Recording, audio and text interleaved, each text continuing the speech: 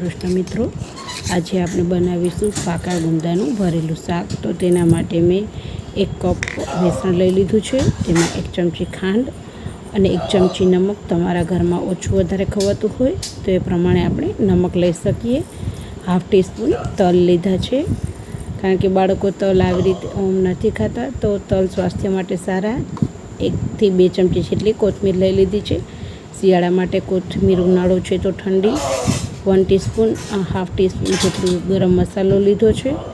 1 ચમચી જીરું, ચપટી હિંગ, હાફ ટીસ્પૂન હળદર અને 2 થી 2.5 ટીસ્પૂન જેટલું આપણે ધાણા જીરું એડ કરીશું અને 1 ચમચી જેટલી કાશ્મીરી લાલ મરચું પાવડર એડ કરીશું। અને હવે આપણે તેમાં 2 થી 2.5 ચમચી આંબલીનો પલ્પ એડ કરી દઈશું, કારણ કે ખટાશ પણ જોઈએ અને ઉનાળો છે તો આંબલી પણ સ્વાસ્થ્ય માટે સારી। હવે આપણે બધું મિક્સ કરી લઈશું અને ગુંદાને ભરી લઈશું।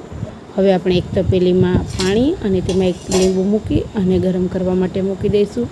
તેના પર કાણાવાળું વાસણ રાખી અને ગુંદા બધા ભરેલા ગોઠવી દઈશું અને હવે 10 મિનિટ માટે ગુંદાને બફાવા દઈશું। જુઓ, આપણા બધા ગુંદા સરસ બફાઈ ગયા છે અને ઠંડા પણ થઈ ગયા છે।